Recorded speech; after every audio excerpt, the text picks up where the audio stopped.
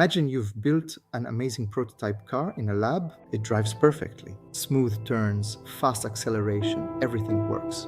But then you take it out into the real world, traffic, bad weather, unpredictable drivers, potholes, and suddenly things aren't so perfect anymore. That's what happens at this stage.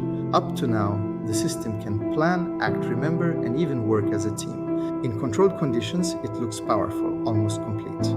But production is the real world, and the real world is messy. Users give unclear instructions, systems fail, inputs are unpredictable, things happen that you didn't plan for. The question is no longer, can the system do it?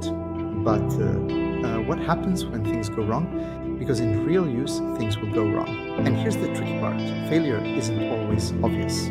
It's not like a crash or error message. Sometimes the system gives an answer that sounds right but isn't, or follows a plan that looks logical but is based on a wrong assumption. Everything appears fine, but it's quietly off track. That's why visibility becomes critical. It's not enough to see the final result.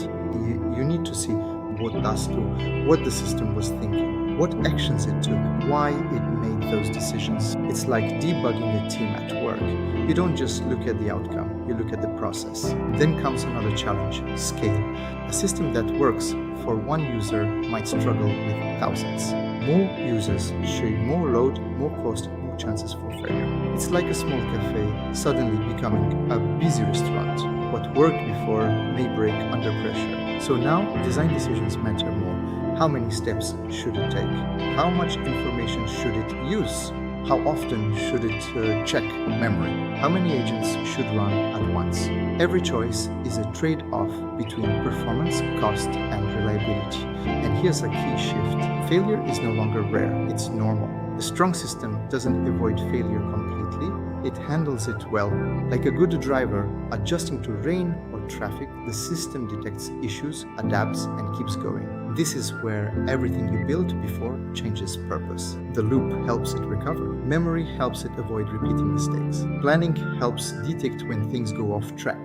Multiple agents help contain problems. These aren't just features anymore, they're stability mechanisms. So the definition of success changes. It's not about being impressive once, it's about being reliable every time. A slightly less smart system that works consistently is far more valuable than a brilliant one that fails unpredictably. Step back and the journey becomes clear. You built something that can think, act, remember, plan, and collaborate. Now, in production, you make sure it can survive reality. Because in the end, a system isn't defined by what it can do in perfect condition, but by how well it works when things aren't perfect.